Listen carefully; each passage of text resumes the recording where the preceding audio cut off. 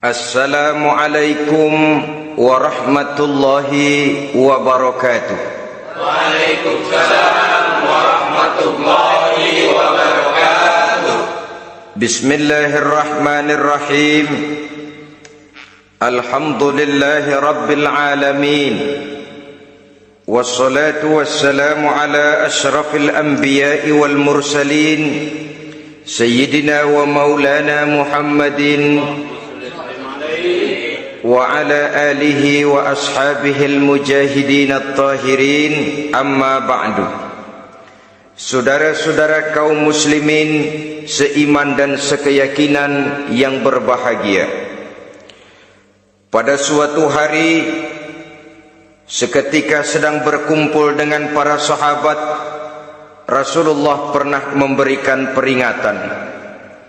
Beliau bersabda, yushiku an tada'a alaikumul umamu kama tada'al akalatu ala qas'atiha.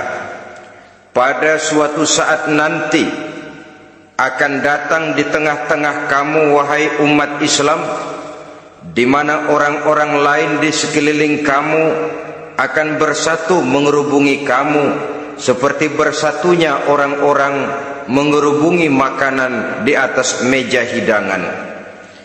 Akan datang satu saat nanti di mana kondisimu dikepung sedemikian rupa, yang barat mau menerkam, yang timur mau menghantam, yang selatan mau menginjak-injak, yang utara pun akan menjelajah. Kondisimu seperti makanan di atas meja hidangan. Sebagian sahabat merasa heran dan terkejut, lalu mereka bertanya, amin qillati nahnu yawma izin ya Rasulullah? Apakah jumlah kami pada waktu itu sedikit ya Rasul? Kami sampai dikepung sedemikian rupa? Beliau menjawab, bal antum yawma izin katsir. Sama sekali tidak. Kamu tidak sedikit pada saat itu. Bahkan jumlahmu sangat banyak. Kamu adalah mayoritas. Walakinnakum ghusa'un ka ghusa'is sail. Tetapi keadaanmu saat itu persis seperti buih di lautan. Banyak tetapi centang perenang. Banyak tetapi tidak punya daya dan kekuatan. Banyak tapi dipermainkan gelombang lautan, dihempaskan ke tepian pantai tanpa punya makna dan arti. Kondisimu pada saat itu kuantitas yang tanpa kualitas, sehingga orang lain enak saja mengepung kamu. Akidahmu didangkalkan, dibanjiri dengan peradaban dan kebudayaan yang menjauhkan dari agama. Dari segi maksiat dan munkarat seluruhnya mengepung sampai kita melepaskan nilai-nilai Islam kita ini. Dan celakanya, sambung beliau, wal yanzi'anna fi qulubi aduwikumul mahabata minkum. Akan dicabut kehebatanmu di mata musuh-musuhmu, sehingga pada saat seperti itu orang lain memandangmu umat Islam enteng saja, remeh saja, tidak ada apa-apanya. Sudahlah, pokoknya umat Islam sikat saja. Umat Islam enteng, umat Islam kecil, umat Islam tidak ada apa-apanya. Alangkah ironinya, alangkah menyedihkannya, memilukan dan sekaligus memalukan. Umat yang mayoritas ini dipermainkan oleh yang minoritas. Umat yang jumlahnya terbesar, terbanyak, bahkan konon menurut catatan sampai 90%, tapi dipermainkan oleh mereka kelompok-kelompok kecil ini. Wal yakzifanna fi qulubikumul wahn. Pada saat itu di hatimu dicampakkanlah penyakit wahan. Sahabat kemudian bertanya, wa mal wahnu ya Rasulullah? Apakah penyakit wahan itu ya Rasul? Beliau menjawab, hubbud dunya wa karahiyatul maut. Penyakit wahan itu tidak lain hubbud dunya wa karahiyatul maut. Terlalu cinta kepada dunia dan terlalu takut kepada mati. materialistis, dan takut resiko. Dua penyakit inilah yang menyebabkan walaupun umat ini mayoritas, tapi dipermainkan oleh yang minoritas. Walaupun dia golongan terbesar, tapi nasibnya seperti makanan di atas meja makan. Dari segala macam penjuru mau menghantam dia. Saudara-saudara kaum muslimin yang berbahagia, ini merupakan analisa sosial bahwa pada suatu saat nanti akan terjadi di tengah-tengah umat di mana kita dihantam dan diserbu dari segala macam penjuru. Akidah didangkalkan, peradaban dan kebudayaan dirusak, makanan dan minuman diracuni, pakaian ditelanjangi dan lain sebagainya, sampai kita melepaskan nilai Islam yang kita cintai ini. Kondisi sosial ini satu saat akan datang kepada kita. Demikian analisa dan peringatan dari Rasulullah sallallahu alaihi wasallam. Marilah sekarang kita melihat, adalah benar bahwa di zaman sekarang kita insya Allah tidak akan mengalami perang Badar sehebat yang pernah dialami oleh Rasul dan para sahabatnya. Tetapi sesungguhnya perang yang kita hadapi di zaman sekarang ini tidak kalah hebatnya dengan perang Badar, tidak kurang dahsyatnya dengan perang Uhud, tidak kurang ngerinya dari perang Khandaq. Hanya saja yang kita hadapi sekarang ini bukan ujung pedang, bukan ujung tombak, bukan ujung panah. Yang kita hadapi sekarang ini adalah perang akidah, perang ideologi, perang mempertahankan keyakinan. Yang kalau kita kalah sekarang, kita memang masih beragama, tetapi anak kita, cucu kita, generasi yang akan hidup 5, 10, 20, 30 tahun yang akan datang, wallahu a'lam bissawab. Islam, saudara-saudaraku, tidak mungkin hilang dari dunia, tetapi tidak mustahil Islam gulung tikar dari desa kita. Tidak mustahil Islam gulung tikar dari kampung dan kota kita, jikalau kita tidak menjaganya, jikalau kita tidak memeliharanya, bahkan jikalau kita tidak mewariskannya kepada anak-anak kita, generasi yang akan datang. Marilah kita mengingat sejenak bagaimana Islam di Spanyol yang pernah jaya, pernah mewarnai daratan Eropa, dan yang sekarang hanya sekedar tinggal ceritanya saja. Ini pernah diperingatkan oleh Rasul dalam satu hadis, sayati ala ummati zamanun la yabqal Islam illa ismun wala minal Quran illa rasmun. Akan datang satu masa di tengah umatku di mana pada masa itu Islam ada tapi hanya tinggal sekedar namanya saja, dan Quran pun ada tapi cuma sekedar tinggal tulisannya saja.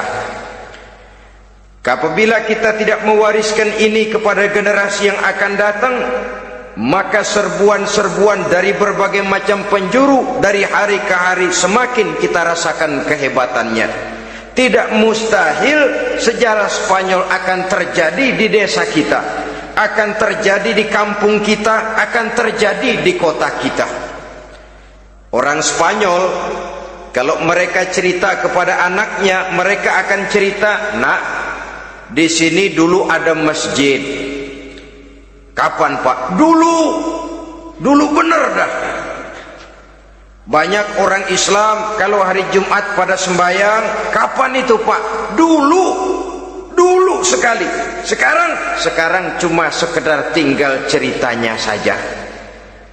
Bukankah sesuatu yang sangat tidak mustahil apabila kita tidak menjaga dan mewariskan Islam ini kepada generasi yang akan datang, maka serbuan-serbuan akan membawakan hasil yang diinginkan oleh para penyerbu itu tadi. Kita sudah menjadi umat yang mayoritas, tetapi umat yang mayoritas ini menurut Rasul dikepung sedemikian rupa, akidahnya didangkalkan, peradaban dan kebudayaannya ditekan sedemikian rupa, kehidupan sosialnya dibuat individualis, kemudian dari segi pergaulan, pakaian, makanan, minuman dan sebagainya diracuni sampai dia tidak lagi berpegang teguh kepada agamanya. Dan dikala itu hilang kehebatan umat ini di mata musuh-musuhnya. Orang lain memandang kita ringan saja, enteng saja, satu umat yang sudah kehilangan wibawa.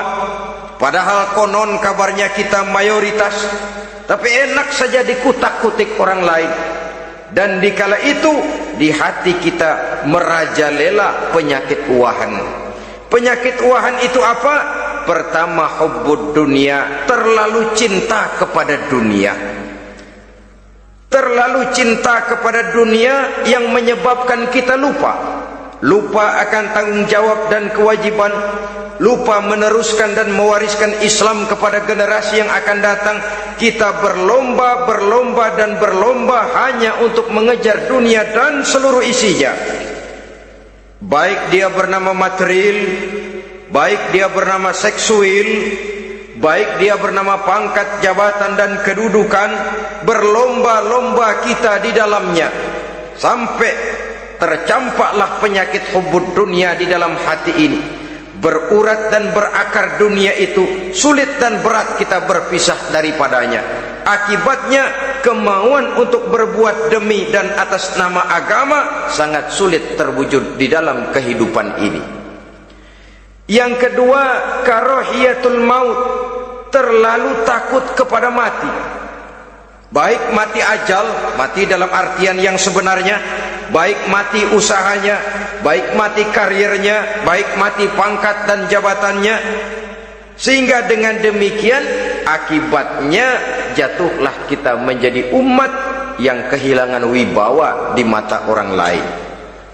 Saudara-saudara kaum muslimin rahimakumullah, saya katakan tadi, perang yang kita hadapi di zaman sekarang adalah perang akidah. Perang menghadapi peradaban dan kebudayaan yang menghancurkan moral daripada anak-anak kita. Perang menghadapi banjirnya maksiat dan munkarat. Yang di tengah-tengah itu, di samping berkewajiban menjaga diri dan keluarga, kita pun juga berkewajiban menjaga anak-anak kita, generasi yang akan datang, mengarahkan dan mendidik mereka sesuai dengan yang dikehendaki oleh Allah Subhanahu wa ta'ala. Oleh sebab itu, pada pertemuan kali ini yang akan saya bicarakan ialah bagaimana idealnya seorang muslim lebih dahulu memberikan pendidikan kepada anak-anaknya. Di tengah satu situasi dan kondisi di mana serbuan datang silih berganti melanda dan menghantam umat Islam, kemana anak-anak kita ini harus kita arahkan? Karena kita orang tua mempunyai tanggung jawab. Anak adalah amanah, menyia-nyiakan amanah adalah dosa, dan dosa itu merupakan satu dosa yang besar. Bahkan orang tua bisa saja masuk neraka kalau tidak bertanggung jawab tentang anak-anaknya. Satu riwayat menjelaskan ada orang soleh, ngajinya cukup, solatnya cukup, puasanya cukup, zakatnya cukup, di mana ada majelis taklim hadir, baca Quran hobi, fitnah orang tidak pernah. Di akhirat setelah disidang dia ternyata lebih banyak kebaikannya daripada kejahatannya, maka dia pun diperintahkan dan dipersilahkan masuk ke dalam surga. Giliran anaknya disidang, biang okem nih anak. Ditanya, siapa Tuhanmu? Tidak tahu. Siapa nabimu? Tenyaho. Apa kitabmu? Ora gelem. Kamu pernah sholat? Tidak. Zakat? Tidak. Puasa? Tidak. Judi? Hobi. Zina? Tiap malam. Mabuk? Berat. Wah, brengsek kamu. Kebaikan tidak ada barang sedikit pun, sementara kesalahan dan dosa berlipat ganda. Kamu neraka. Anak ini protes. Benar, saya tidak kenal siapa Tuhan saya. Saya tidak tahu siapa nabi saya tidak tahu kitab suci dan kiblat saya tidak sholat, tidak zakat, tidak puasa. Tiap malam saya judi, saya zina, saya mabuk. Tapi saya kerjakan semua itu karena saya tidak tahu dan orang tua saya tidak pernah memberitahu saya. Dia enak-enakan hadir di majelis taklim, saya nyekek botol, didiemin saja. Dia enak-enakan baca Quran, saya zina, didiamkan saja. Saya bukan tidak mau, orang tua saya sama sekali tidak pernah mendidik saya. Dia mau benar sendiri. Maka kalau sekarang saya harus masuk ke dalam neraka, saya menuntut agar orang tua saya ikut sama-sama bergabung dengan saya ke dalam neraka. Gara-gara dia tuh saya jadi begini. Orang tuamu yang mana? Tuh, yang barusan mau ke surga. Ini orang tua yang sudah mau berangkat ke surga dipanggil. Sebentar dulu, Mas. Ini benar anak kamu? Iya, Pak. Waktu di dunia kamu tidak pernah ajarin dia ngaji? Sampai dia tidak kenal Tuhannya, tidak kenal nabinya, tidak kenal kiblat dan kitab sucinya? Iya, Pak. Dia tidak sholat, kamu diamkan saja. Dia tidak puasa, tidak zakat, kamu bersikap masa bodoh. Bahkan dia judi, dia zina, dia mabuk, kamu pun berdiam diri saja. Iya, Pak.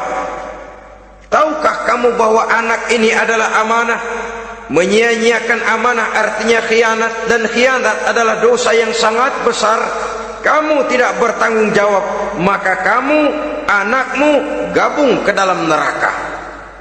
Saudara-saudara kaum muslimin rahimakumullah, itu sebabnya Allah pesan benar-benar, ya ayyuhalladzina amanu qu anfusakum wa ahlikum nara.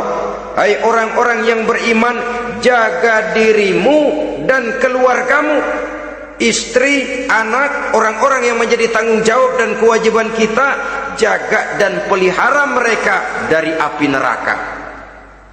Saudara-saudara kaum muslimin, lalu kalau kita orang-orang tua yang hidup di zaman sekarang ini sudah sering beristighfar, mengurut dada, melihat situasi, membaca peta keadaan, konon tantangan yang akan dihadapi oleh anak-anak kita 15, 20, 25 tahun yang akan datang jauh lebih berat dari apa yang kita hadapi sekarang ini. Maka adalah wajar jika kita sebagai orang tua yang cinta kepada agama, cinta kepada anak-anak kita, berpikir untuk mewariskan nilai-nilai yang luhur ini kepada anak-anak kita generasi yang akan datang. Bagaimana pada mulanya kita harus mendidik mereka? Mari kita telusuri apa yang dicontohkan oleh Al-Quranul Karim. Orang-orang tua bijaksana yang diceritakan dalam Al-Quran, kalau sudah berpikir tentang anak-anaknya generasi yang akan datang, pendidikan pertama yang diberikan kepada anaknya ternyata adalah persoalan akidah. Nabi Ibrahim, pertanyaan yang paling merisaukan beliau buat anak cucunya ialah, ma ta'buduna min ba'di. Saudara bisa lihat surah Al-Baqarah ayat 133. Anak-anakku, kalau pada satu saat nanti aku, ayahmu ini sudah tidak ada lagi, meninggalkan kamu semua, meninggalkan kehidupan dunia ini, ma ta'buduna min ba'di, apa yang akan kamu sembah nak kalau ayah sudah tidak ada lagi? Jikalau ayahmu sekarang masih rajin ke masjid, melakukan rukuk dan sujud, i'tikaf dan membaca Quran, kalau satu saat ayahmu meninggalkan dunia ini, masihkah engkau mau ke dalam masjid? Masihkah engkau rukuk dan sujud? Masihkah engkau i'tikaf? Ma ta'buduna min ba'di, apa yang akan kamu sembah kalau aku ayahmu tidak ada lagi nak? Ditanamkan bukan hanya keyakinan bertauhid, sekaligus juga menyembah kepada Allah yang kita yakinkan dengan tauhid itu tadi. Bukankah berbeda dengan kita kebanyakan orang tua sekarang? Kita tidak pernah berpikir ma ta'buduna min ba'di. Kalau bapak tidak ada, kamu nyembah apa nak? Kita orang tua sekarang pagi-pagi malah berpikir ma ta'kuluna min ba'di. Kalau bapak enggak ada, kamu nanti makan apa nak? Bukan nyembah apa yang kita pertanyakan, bukan nyembah apa yang kita khawatirkan, makan apa nak? Maka yang dicari lalu sekolah-sekolah yang bonafit, yang tidak peduli apakah itu merusak imannya, mematikan akidahnya, menghancurkan keyakinannya. Yang penting ada jaminan hari depan bisa dapat lapangan kerja. Akibatnya berduyun-duyun orang-orang tua muslim menyekolahkan anaknya di sekolah-sekolah yang bukan Islam, yang nyata-nyata membahayakan akidahnya, dididik dengan kultur dan budaya yang bertentangan dengan nilai-nilai agamanya. Bukankah ini berarti merelakan anak untuk dikafirkan? Bukankah ini artinya menyerahkan anak untuk ditulis menurut selera para pendidik yang tidak sesuai dengan nilai akidah yang dimilikinya? Mengapa kita tidak berpikir seperti Nabi Ibrahim, yang sebelum memberikan pendidikan kecerdasan, sebelum pendidikan matematika, IPS, PSPB dan disiplin ilmu lainnya, yang pertama ditanamkan ma ta'buduna min ba'di. Kalau ayahmu tidak ada, kamu menyembah apa nak? Menyembah Allah apa nanti malah menyembah harta? Menyembah Allah apa nanti malah mendewa-dewakan pangkat dan jabatan? Menyembah Allah apa malah nanti menyembah alam? Itu yang dikhawatirkan Nabi Ibrahim kepada generasi yang akan datang. Dan itu saudara-saudara yang seharusnya mengkhawatirkan kita kepada anak-anak kita, generasi yang akan datang. Lihatlah serbuan akidah di zaman sekarang ini. Dimanfaatkan kemiskinan kita umat Islam. Diberikan kita tawaran berupa beras, pakaian, obat-obatan, kalau perlu beasiswa, asal bisa melepaskan keislaman kita ini. Bertahap, sedikit demi sedikit, step by step, shibran bi shibrin wa zira'an bi zira'in. Dan harus saya ingatkan, orang di zaman sekarang tidak mungkin menghantam Islam secara frontal. Tidak mungkin menghantam Islam terang-terangan, apalagi mengerahkan satuan militer. Tidak. Orang berhitung bagaimanapun kondisi dan kualitasnya umat Islam, mereka masih punya satu modal penting, fanatisme agama. Kalau ini disulut, api jihad segera berkobar, dan hanya maut yang bisa menghentikan orang yang dibakar dengan semangat jihad. Orang tahu itu. Betapa Uni Soviet kedodoran menghadapi mujahidin Afghanistan yang disulut oleh semangat jihad yang berkobar dengan persenjataan yang primitif ketimbang persenjataan Uni Soviet. Entah mereka pantang surut mundur ke belakang. Jadi jangan mimpi bahwa orang mau menghantam Islam ini dengan melarang pengajian, meruntuhkan masjid, menyegel pondok pesantren. Tidak. Melarang orang sholat. Tidak. Kalau perlu masjid diperbanyak, musola diperbesar. Tapi bikin itu masjid seperti museum, besar, megah, mercusuar, tapi bikin seperti museum. Tempat orang kagum, tempat orang memuji, tapi sunyi dari nilai-nilai ibadah. Saudara-saudara kaum muslimin, untuk sampai kepada penghantaman akidah, jalan yang paling mudah dirintis sekarang ini secara bertahap dan sistematis, memisahkan umat Islam dari Islamnya. Biarkan mereka bernama muslim. Biarkan di atas kartu penduduknya tertulis agama Islam.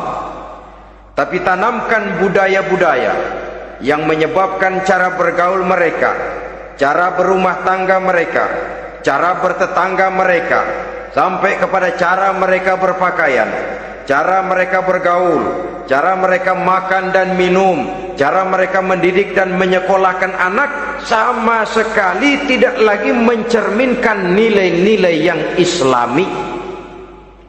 Itu sudah satu usaha yang paling praktis, memisahkan umat Islam dengan Islamnya.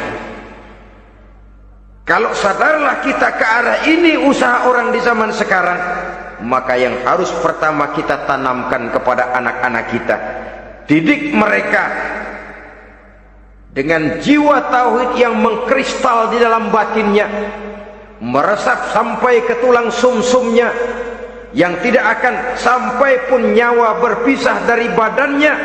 Akidah itu tidak akan berpisah dari hatinya. Bahkan dia sanggup dengan tegar berkata, lebih baik saya melarat karena mempertahankan iman daripada hidup mewah dengan menjual akidah. Satu khittah, satu garis kehidupan yang perlu kita wariskan kepada anak-anak kita, generasi yang akan datang. Dahulu ada satu tradisi, saudara-saudara. Kalau anak gadis kita dilamar orang lalu bertanya, anakmu mau ngelamar gadis saya, apa sudah khatam Quran berapa kali? Apa sudah bisa baca kitab macam-macam dan lain sebagainya? Sehingga lahirlah satu kebanggaan. Apapun motifnya, tapi pertanyaan semacam ini zaman sekarang sudah langka. Paling-paling yang ditanya kalau anaknya dilamar orang, anakmu kerja di mana? Gajinya sebulan berapa? Kendaraannya bebek apa soang apa-apa? Itu yang kita pertanyakan, berkisar di seputar materi, kerja, job, status sosial dan lain sebagainya. Perkara bisa baca Quran atau tidak nomor 18. Perkara sembahyangnya rajin apa tidak nomor 36. Saudara hadirin, akibatnya terjadi pergeseran nilai. Maka mendidik anak menurut tuntunan Quran adalah seperti yang diberikan contoh oleh Luqmanul Hakim, yang diceritakan dalam surah Luqman mulai ayat 11 dan selanjutnya. Apa pendidikan pertama yang harus kita berikan kepada anak? Pertama, ya bunayya la tusyrik billah. Wahai anakku, jangan sekali-kali engkau menyekutukan Allah. Nak, jaga tauhid, pelihara iman, mantapkan akidah. Ini dasar yang pertama. Belum lagi anak mengenal berbagai macam disiplin ilmu, yang pertama ditanamkan tauhid. Ini yang mendasari kehidupan. Ini yang akan menjadi mewarnai dan menjadi warna dari kepribadian seseorang. Sentuhan jiwa tauhid di dalam diri si anak. Belum lagi sempat dia kenal yang lain. Yang pertama yang kita tanamkan, kita wariskan, kita berikan, la tusyrik billah. Jangan sekali-kali menyekutukan Allah. Nah, kalau ini sudah tertanam, ini sudah merupakan satu fondasi yang kuat. Selebihnya nanti tinggal melihat bakat si anak, kemana dia harus dididik ini. Yang terpenting nilai iman lebih dahulu tanamkan. Dan untuk menghancurkan nilai keimanan, saudara-saudara, saya katakan, ingatkan kepada hadis di awal tadi, dikepung kita dari berbagai macam penjuru agar bila bisa melepaskan nilai-nilai iman dan keyakinan. Proses pendangkalan akidah, ditanamkan keraguan kepada agama, ditanamkan rasa malu beragama, sholat malu, baca Quran malu, berangkat ke masjid malu, pakai jilbab malu. Ditanamkan rasa malu beragama, sehingga bertahap sedikit demi sedikit kita mulai berpisah dengan kehidupan beragama. Ditanamkan hal yang sedemikian rupa dari berbagai macam penjuru. Dihantam akidah kuat, dihantam dari segi peradaban dan kebudayaan. Diperbanyaklah peradaban dan kebudayaan yang bukan mendekatkan kita dengan agama, malah mendekatkan kita dengan neraka. Menjauhkan kita dari agama, menjauhkan kita dari nilai-nilai luhur yang diwariskan oleh orang-orang tua kita terdahulu. adalah kewajiban kita yang pertama, mendidik anak, menanamkan roh, jiwa dan semangat tauhid di dalam diri mereka. Saudara-saudara kaum muslimin rahimakumullah, kenapa kita lebih dahulukan menanamkan jiwa, roh dan semangat tauhid ini kepada anak-anak kita? Pertama, kita tidak hanya ingin sekedar mempunyai anak yang pintar, tetapi lebih daripada itu kita pun ingin mempunyai anak yang benar. Segala macam disiplin ilmu, segala macam bentuk penalaran ilmiah dan pengisian intelektualitas manusia mungkin di satu sisi akan membuat dia pintar, tapi di sisi lain belum tentu akan membuat dia benar. Nabi pernah memberikan peringatan, man izdada ilman walam yazdad huda lam yazdad minallahi illa bu'da. Orang yang hanya bertambah ilmu pengetahuannya tapi tidak bertambah hidayah dari Allah, tidak makin mantap keimanannya, maka seluruh nilai-nilai ilmunya hanya akan menjauhkan dia dari Allah Subhanahu wa taala. Dan adalah lebih merupakan azab daripada nikmat kalau kita diberikan ilmu pengetahuan yang hanya akan menyebabkan kita semakin jauh dari Allah Subhanahu wa taala. Yang kedua, sesungguhnya roh, jiwa dan semangat tauhid yang melekat dalam diri anak pada puncaknya akan melahirkan satu disiplin murni yang tumbuh dari dalam dirinya sendiri, di mana si anak dalam kehidupannya merasakan dimanapun dia berada, kemanapun dia pergi, ia selalu merasakan kehadiran Allah dekat dalam hidupnya. Ia sadar sesadar-sadarnya bahwa tidak ada satu perbuatan yang bagaimanapun kecilnya yang bisa disembunyikan dari kekuasaan Allah Subhanahu wa taala. Yang ketiga, dengan penanaman roh, jiwa dan semangat iman ini, maka diharapkan anak-anak nanti pada pertumbuhannya sanggup mengendalikan hawa nafsunya.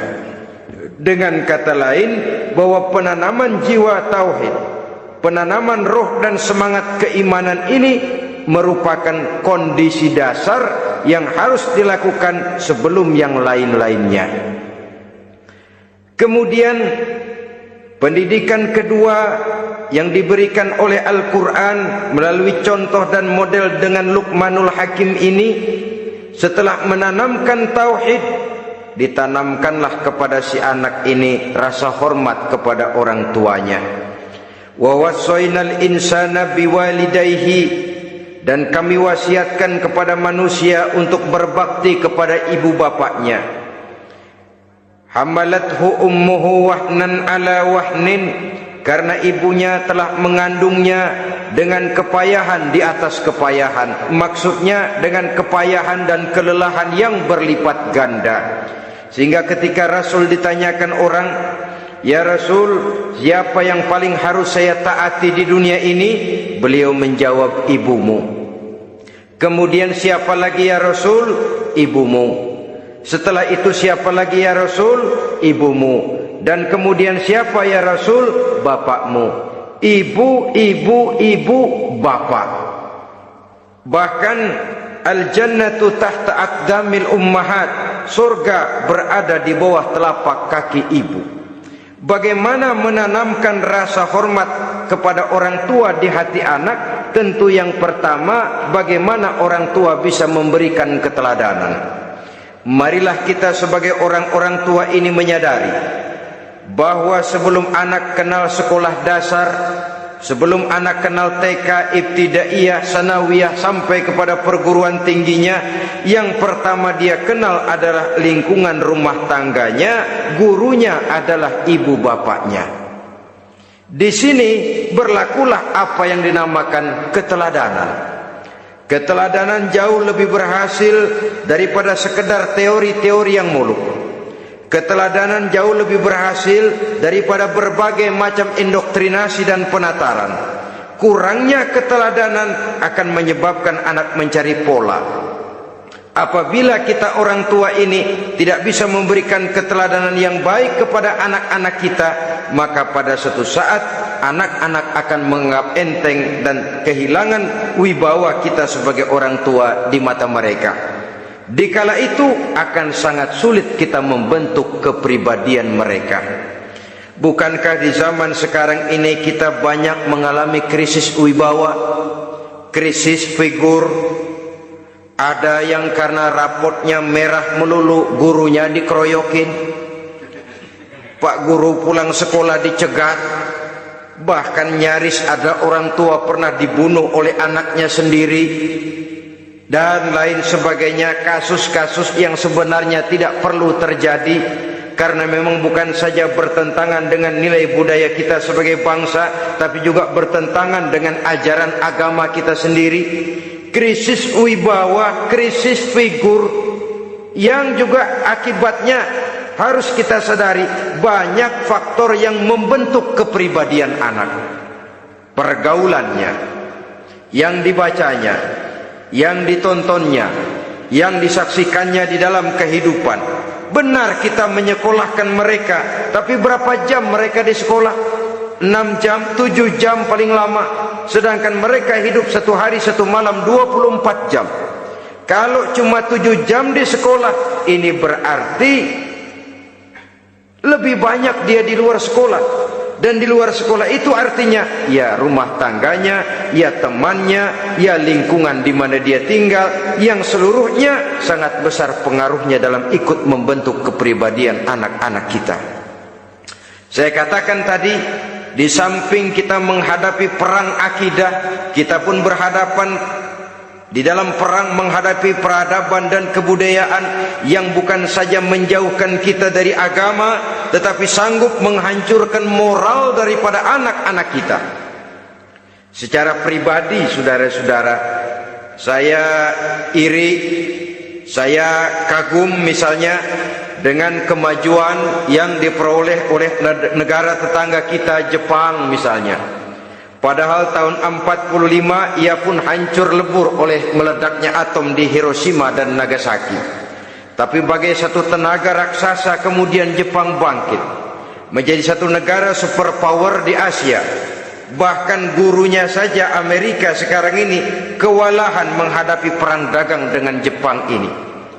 Dan yang menarik, Jepang bisa maju dan modern dengan tetap menjadi Jepang, tanpa harus kehilangan identitasnya sebagai satu bangsa, tanpa harus kehilangan kepribadiannya sebagai satu bangsa. Sebagai negara yang sedang berkembang, kita sering latah. Kita ingin meniru Barat, tapi bukan teknologinya, westernisasinya yang kita tiru. Bukan isinya, kulitnya yang kita ambil. Akibatnya apa? Modernnya belum, orangnya sudah Barat. Bergaulnya sudah cara Barat, berumah tangganya sudah cara Barat, berpakaiannya sudah cara Barat, mendidik anaknya sudah cara Barat. Di mana ketemu orang tua cukup hello daddy. Kulitnya kita ambil, sementara isinya kita campakkan. Ironi dan menyedihkan. Padahal kita sesungguhnya bisa maju dan modern, bisa mengejar segala ketinggalan dan keterbelakangan kita, dengan tetap menjaga nilai-nilai luhur budaya kita sebagai satu bangsa, mengambil isinya, dan kalau memang tidak perlu lalu mencampakkan kulitnya. Pengaruh peradaban dan kebudayaan yang menghancurkan moral daripada anak-anak kita oleh pesatnya arus teknologi, oleh pesatnya arus komunikasi, di mana hal-hal yang terjadi di belahan dunia lain dapat kita saksikan hari ini juga melalui layar televisi, yang terjadi di Amerika, di Eropa, di Afrika, di ujung dunia yang paling ujung sekalipun. Di ujung dunia yang paling ujung, hari ini kejadian, hari ini sudah bisa kita saksikan. Pesatnya arus komunikasi, kalau jatuh ke tangan anak-anak kita yang belum mempunyai filter daya saring positif, akan dicerna oleh mereka tanpa memilah dan memilih. Akibatnya orang kampung bilang kelolodan.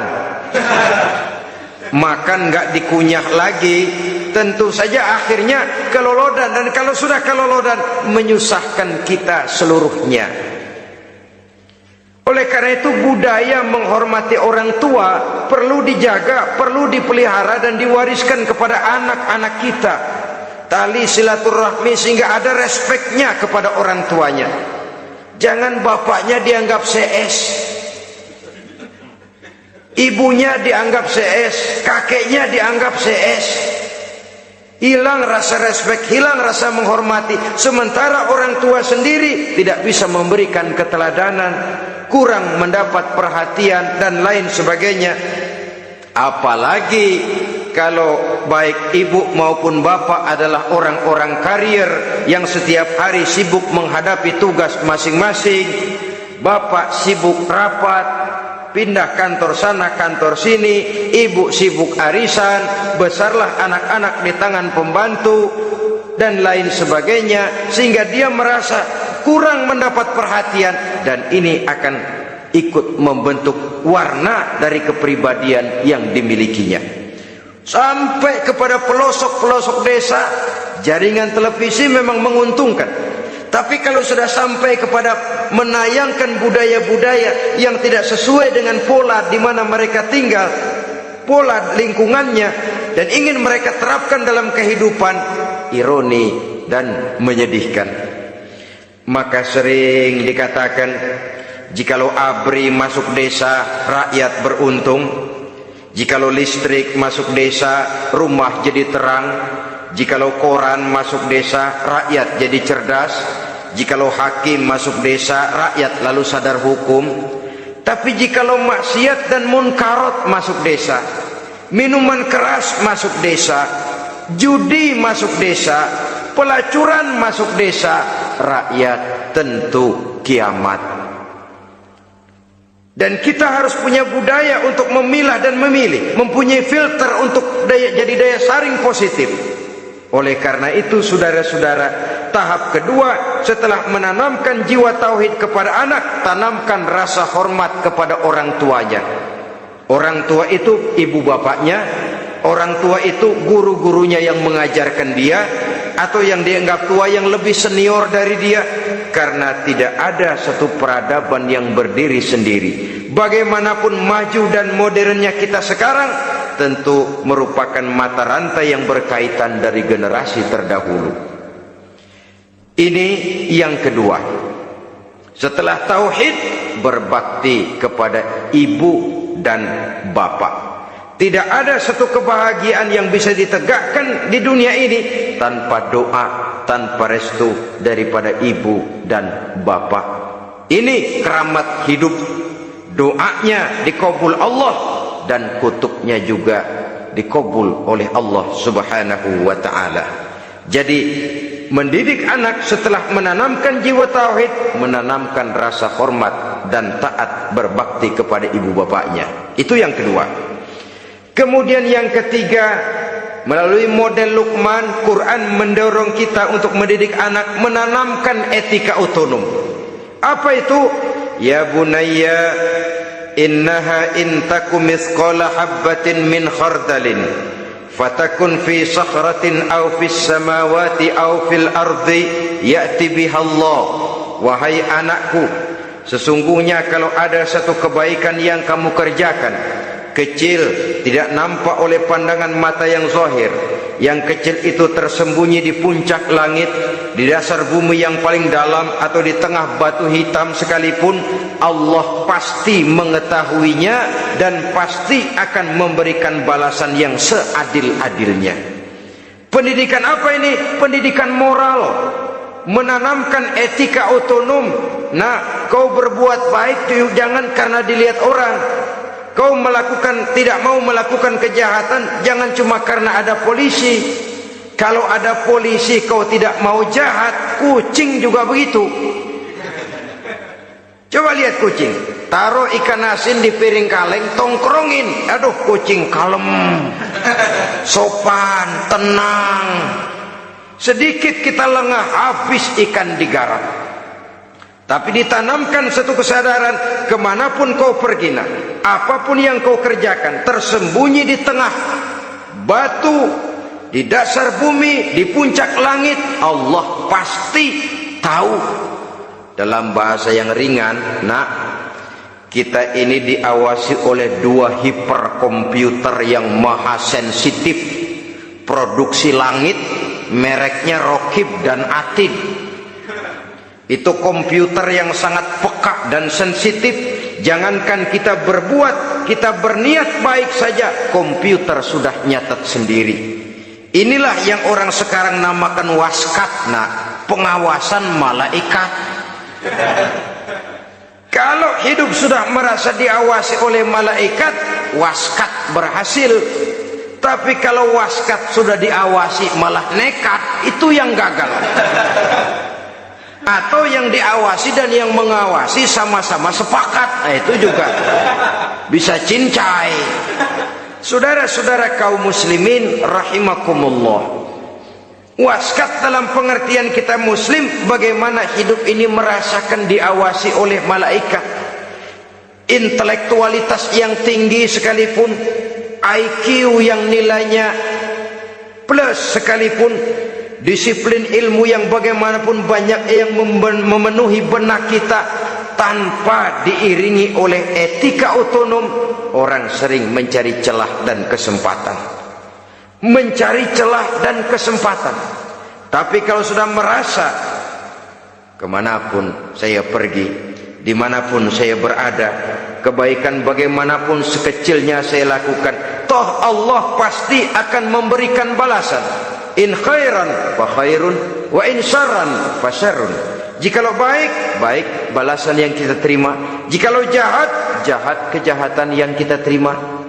Kalau sudah ke arah ini kita berpikir, maka sesungguhnya kalau kita berbuat baik kepada orang lain, hakikatnya kita sudah berbuat baik kepada diri kita sendiri. Lalu tidak ada merasa rugi berbuat baik kepada orang. Karena manakala dia melakukan kebaikan kepada orang lain, artinya dia sudah berbuat baik untuk dirinya sendiri. Jadi setelah tauhid, kemudian berbakti kepada ibu bapak, yang ketiga baru pendidikan tentang akhlak, tentang moral. Pola ini yang sering terlupakan oleh kita, bahwa bagi kita itu pendidikan tidak lain upaya mencerdaskan otak anak.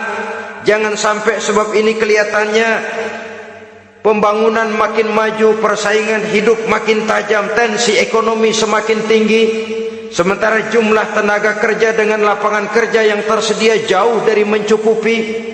Jikalau tidak membekali anak dengan pendidikan yang menunjang lapangan pekerjaan, orang tua khawatir, takut sekali anaknya jadi gelandangan. Dikhawatirkannya kehidupan dunia ini, sementara dia lupa kalau anaknya bisa jadi gelandangan di akhirat. Padahal selama-lamanya gelandangan di dunia, paling seumur manusia itu 60 tahun, 70 tahun lah umur orang sekarang. 70 itu sudah luar biasa itu. Tapi kalau harus menggelandang di akhirat, menjadi gelandangan di akhirat, alangkah menyedihkannya. Apakah akan kita korbankan satu kehidupan yang langgeng, abadi, cuma karena tertipu oleh fata morgana dan kamuflase? Kita korbankan yang sedikit, kita korbankan yang besar karena kita memilih yang sedikit. Dalam bahasa Al-Quran memang pernah diceritakan hidup ini hakikatnya perlombaan, saudara-saudara. Perlombaan. Dan di dalam perlombaan itu ada yang menang, ada yang kalah. Al-Quran lalu memberikan peringatan, Alhaakumut takatsur, kamu telah lalai karena berlomba-lomba memperbanyak harta, mempertinggi pangkat dan kedudukan, hatta zurtumul maqabir, sampai kamu akan masuk ke liang kubur baru sadar. Apalagi kalau nafas sudah sampai di tenggorokan, persis Fir'aun sudah tenggelam di lautan merah, mau mampus, baru dalam sekaratnya amantu bi Rabbi Musa wa Harun, kalau begini caranya, saya juga percaya kepada Tuhan Musa dan Harun, percaya kepada Allah. Sudah mau mati, baru amantu bi Rabbi Musa. Kami percaya kepada Tuhan Nabi Musa, kata Fir'aun. Malaikat maut kesel benar, dilelepin terus di laut. Mampus tuh sekalian. Hidup ini memang kita berlomba. Berlomba dengan waktu, berlomba dengan umur, berlomba dengan tenaga, berlomba dengan tetangga. Yang jangankan kita sampai mundur, berhenti saja sejenak, kita akan ditinggalkan oleh yang lain. Tiada kata mundur, bahkan tiada kata berhenti. Sekali kita melangkah, melangkahlah terus. Tapi berlombalah seperti yang dikehendaki Quran. Fastabiqul khairat. Berlomba-lombalah di dalam kebajikan. Jangan berlomba-lomba di dalam kemaksiatan, kemunkaran, kejahatan. Berlombalah dalam urusan kebaikan. Saudara-saudara kaum muslimin rahimakumullah, tauhid, berbakti kepada ibu bapa, kemudian pendidikan tentang moral. Apabila pendidikan tentang moral sudah tertanam, barulah lihat bakat si anak. Kemana bakatnya? Anak saya kelihatannya dari kecil demennya main bedil-bedilan saja. Abri kali itu. Kirim ke Magelang, masukkan akabri. Tapi dengan syarat 3 itu tadi. Iman sudah tertanam, rasa bakti kepada ibu bapak sudah ada, dan punya nilai moral. Sehingga boleh jadi nanti dia menjadi jenderal yang beriman, yang berbakti kepada ibu bapaknya, dan punya moral yang tinggi. Kan lebih baik rakyat rendah tapi akhlaknya tinggi, daripada pejabat tinggi tapi moralnya rendah.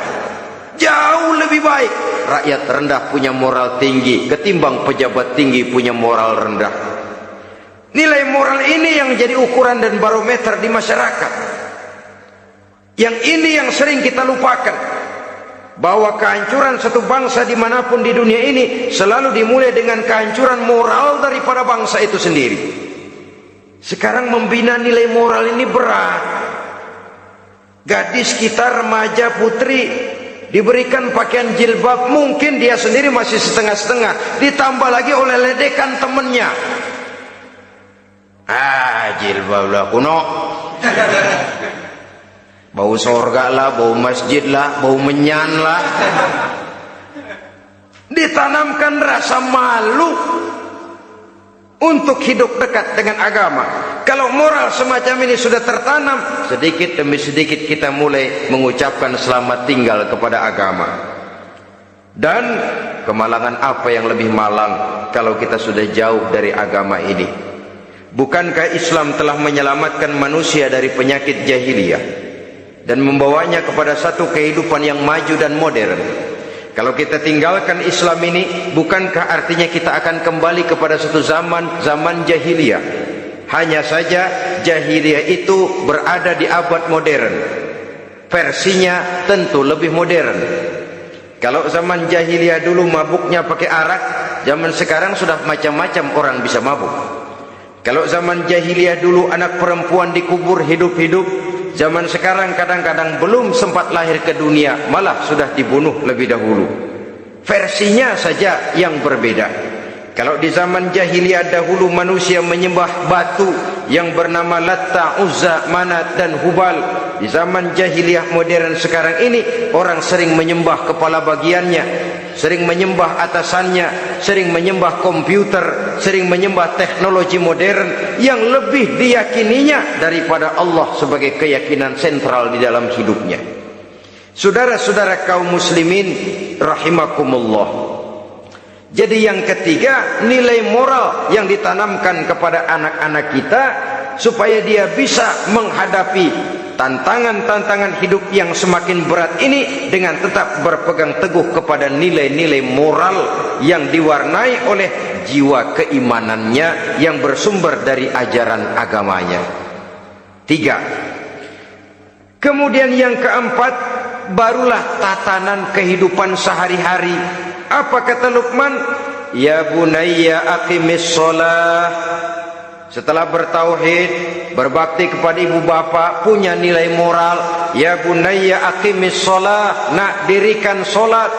rumah tangga muslim. Anak berumur 7 tahun sudah berani meninggalkan sholat, kata Nabi, pukul. Bukan untuk menyakiti, untuk mendidik, karena sayang kepada anak. Saudara-saudara, kita khawatir betul kepada anak. Kalau dia pulang dari sekolah, buru-buru kita sebagai orang tua bertanya, sudah makan nak? Sudah istirahat nak? Tapi jarang kita sebagai orang tua melontarkan, sudah sholat nak? Bahkan kita bisa memberikan sugesti kepada anak. Nah, kalau kau naik kelas 1 sampai naik ke kelas 2, bapak beliin sepeda. Tamat SD nak, motor. Tamat SMP nak, ke Bali kita. Tamat SMA nak, Singapura. Saudara-saudara, tapi kalau untuk urusan sholat misalnya, kita tidak pernah memberikan sugesti kepada anak-anak kita. Nah, kalau kau hafal Fatihah lengkap dengan artinya, bapak beliin sepatu. Nah, kalau kau bisa sholat dengan baik, cukup syarat rukunnya, bapak beliin sepeda. Ada rangsangan, ada sugesti yang membuat anak lebih tergerak untuk hidup dalam suasana keagamaan. Ya bunayya aqimis sholat, nak dirikan sholat. Sebab ini sandaran vertikal yang paling langsung antara manusia dengan Tuhannya. Menyadari bahwa sepanjang yang bisa dilakukan oleh manusia hanyalah berusaha, dan kepastian sepenuhnya ada di tangan Allah. Dengan sholat kepribadianmu diperteguh, dengan sholat sandaran vertikalmu kepada Allah diperkuat. Dan pada waktunya nanti Al-Quran memberikan bimbingan, hendaklah minta tolong kepada Allah dengan sabar dan tetap mendirikan sholat. Ya bunayya aqimis sholat. Setelah itu, wa'mur bil ma'rufi wanha 'anil munkar. Tegaklah membina yang ma'ruf, tegaklah mencegah yang munkar. Ini sikap hidup sudah. Sholat tadi tugas hidup.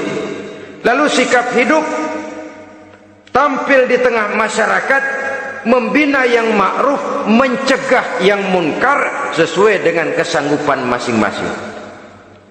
Bukankah setiap kita kepingin punya anak yang bermanfaat, setidaknya bagi keluarganya, syukur kalau bisa bagi lingkungannya, bagi masyarakat, bangsa dan negaranya. Dan satu di antara tanda orang yang bermanfaat, kalau dia bisa hidup menjadi penganjur yang ma'ruf dan pencegah yang munkar. Dan itu kalau tidak ada hidayah, sulit orang mau melaksanakan itu. Sebab apa? Ada kecenderungan belakangan ini di mana agama dianggap urusan pribadi. Sehingga orang lalu sering bilang, jangan bawa-bawa agama dah, itu kan bukan urusan agama. Ini sudah ciri berpikirnya sekuler. Jangan bawa-bawa agama. Agama urusan pribadi, artinya orang mau sholat mau enggak, jangan bilang apa-apa dah.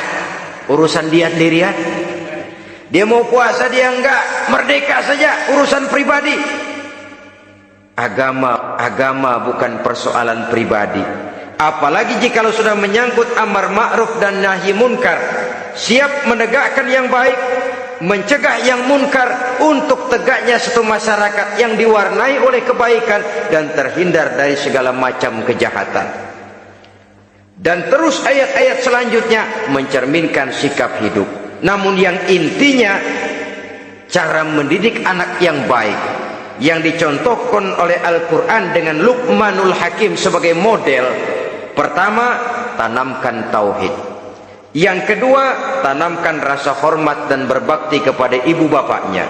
Yang ketiga, tanamkan moral, nilai akhlak yang tinggi. Setelah itu yang keempat, biasakan hidup dalam suasana keagamaan. Kontrollah sholatnya, kontrollah baca Qur'annya, kontrollah puasanya di bulan Ramadan.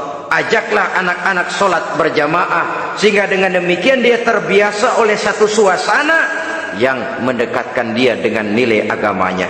Dari sana diharapkan nilai-nilai ilmu yang didapatnya dari bangku sekolah akan menciptakan keseimbangan dengan yang ditanamkan oleh orang tuanya dalam bentuk yang dijelaskan oleh surah Luqman itu tadi. Sehingga apabila keseimbangan ini terwujud, akan menjalin keseimbangan dalam pola berpikir, dan keseimbangan dalam pola berpikir akan melahirkan keseimbangan dalam perbuatannya. Terwujudlah kita harapkan insan yang fid dunya hasanah wa fil akhirati hasanah. Inilah harapan kita semua. Mudah-mudahan Allah memberikan kekuatan kepada kita untuk mewariskan nilai-nilai yang baik kepada generasi yang akan datang, sehingga esok harus lebih baik daripada hari ini, dan lusa harus lebih baik daripada hari esok. Terima kasih atas perhatian saudara. Mohon maaf atas segala kekurangan. Usikum wa nafsi bitaqwallah. Wassalamualaikum warahmatullahi wabarakatuh. Waalaikumsalam.